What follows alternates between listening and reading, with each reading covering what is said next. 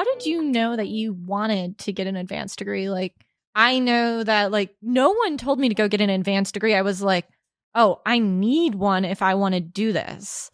Well, I would say, honestly, I would think after I got out of the military, I started working for a cyber warfare squadron. And my boss, he's way more than my boss, Bruce. Bruce, what's up, bro? He is like, I guess, whether he likes it or not, he's like a father figure. Sorry, Deb. Deb's his wife. I love her.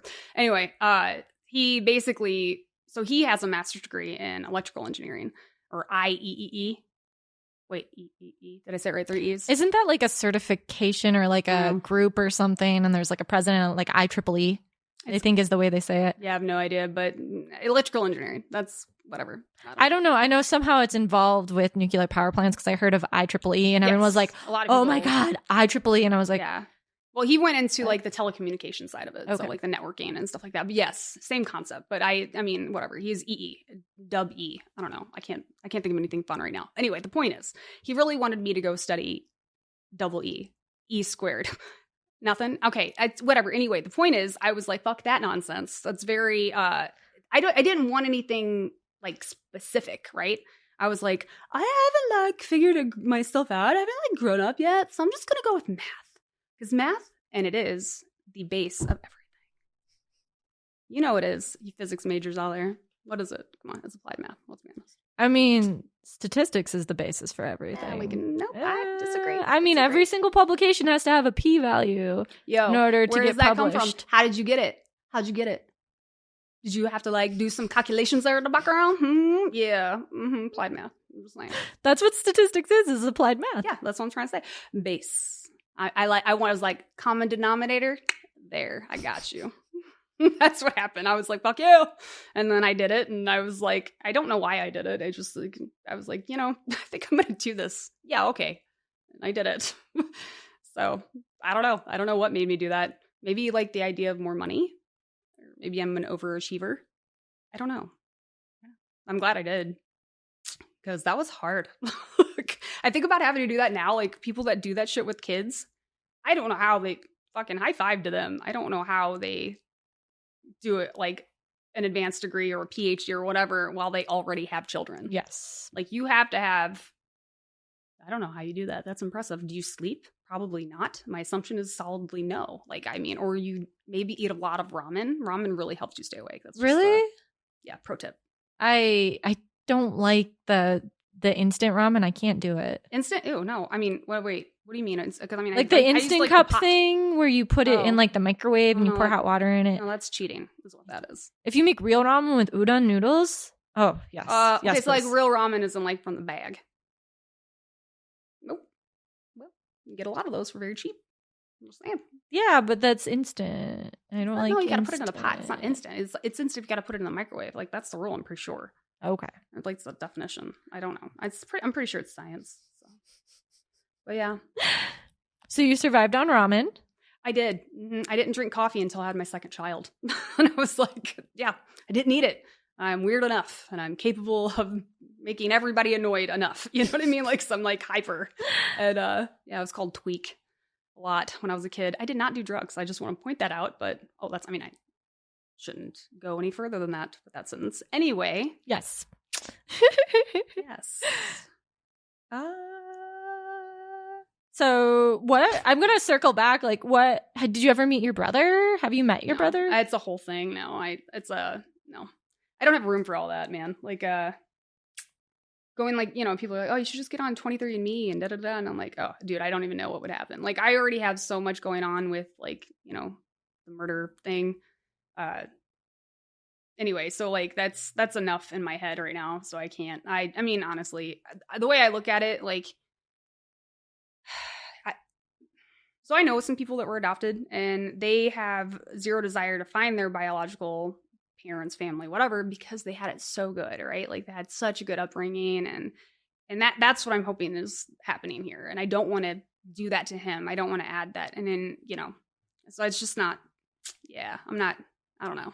I mean, so I found out last year that I have a half sister. Oh, really? Yeah. She's like a decade older than me. But which side, mom or dad? Oh, dad. Yeah. How'd that go? And then I How'd had you to find like her? bully my dad into Telling you the acknowledging truth. and talking to her because that's what she wanted. You're hyper religious. Yes, father wouldn't acknowledge that he had. Yes, anyway, we are not going to judge him. But I found out I had a half sister. Obviously, I don't agree with hyper religious people who don't practice what they preach, but she was nice and I met her. She loved her mom very thoroughly and she had a very happy upbringing. But for some reason, she wanted to talk to my dad. So I had Right. to. And that's like, that's not, it was a general, like, No, but I mean, You know. just telling you, like, yeah. she was happy and like she wanted to talk to my dad or our dad. I guess it's our dad. I get Yeah. to share him now. And yeah, my dad refused. So I told him I wasn't going to talk to him until he talked to her and then proceeded to stonewall him until he talked to her. So, I mean, there are different situations. So Yeah. I don't But know it if was you just want this like- on, but may I ask, did he say why? I don't know if you want this. Sorry. no, Did he say why? I don't care. It's his excuse was that he didn't want to pay back child support to a 40-year-old woman. Is that what she was hoping? No, she didn't want that. He was just pulling that out of thin air because he was trying to make Sweet assumption, excuses. bro. Yeah. He's making excuses. Yeah, it's a And I cop-out. was like, get over it. You made a mistake. Look your mistake straight in the eyes and it's a human. Right. Was he married to your mom when this happened? I don't believe so. But Okay. he just like ran away from the situation. Oh, so he knew that he had impregnated somebody and just jetted? That's one story I heard. There are many stories, Cool. but I just lots of questions, but whatever. Just wanted her to talk to him because that's what she wanted, and Right. trying to get an adult And if, well, to act like an adult is annoying. yeah, I don't know. That's hard because I can't imagine being it. And that's actually a big scare for me. Like if he reaches out to try to find his mom, and that's what he meets. She's cray cray. Like she's like narcissistic, borderline personality disorder. She's an addict, all the things, and she's mean, dude. And she tried to talk. I actually asked her once if he ever found you with like what would you do, and she's like, "Oh, I wouldn't open the door." I was like, "Why do you think he would just show up at the door? Like, probably just call you." I'm saying, like, what's a jump? Like, what the fuck? But, I mean, like, if you're a narcissist, you think that people want to, Right. will travel Like- across the world to. Anyway, yes. apparently he's just gonna roll up into North County, St. Louis. No, bro. Like, I mean, unless he lives there, I don't know. I guess everything's possible, but But I mean, like, that's what 23andMe and Ancestry.com was or is. I actually had a friend that has a really intriguing story. I probably shouldn't tell it for her, but she didn't think, like, she thought her dad went MIA, but her mom actually got donor sperm. oh, And then she found out she had like 10 half siblings. And she found out at like 23. did her mom say that like it wasn't a donor sperm? Like she said afterward that like She found out after the fact. right, but like her whole life, her mom was saying, "Oh yeah, there was a guy, but he pieced out." What the fuck? And then like she reached out to him and he's like super nice. He's like, "What do you want to know?" And she's like, "I didn't, that's not the story." So anyway, lots of different Man. origin stories. Oh, sorry. Yeah. No, you're, What did I do that? Did I move it? no, you're fine. It's just that it was. I'm noticing it as we go. But Yeah. Sorry. But, a lot I'm of trying people, not to hand talk no, you're because I'm like a hand talker. I shouldn't do that. I guess what I'm trying to say is a lot of people have messy stories. Oh yeah, a ton of people, and and that's More the thing messy is- than not. Well, I would say even people that you would think had, or I would damn it, that we would think has like a perfect upbringing. They're gonna have some sort of something easy. I mean, like a car accident is traumatic. You know what I'm saying? Stuff like that. You just never know, and and that's something that to me is a big deal. Like, I don't know if everyone does this, but I know that my doctors at the VA, they approach what's it called? It's like trauma assumed care or some shit like that. They approach every patient as if like they assume that they may have had some traumatic event happen, Mm-hmm. and they approach them like that. So they don't just go at them hard and just expect all this stuff like all right, bitch, let me fucking poke you in the arm, all crazy town. You know what I mean? They're actually going to talk to you. It's you're no longer in the military because like gauntlet.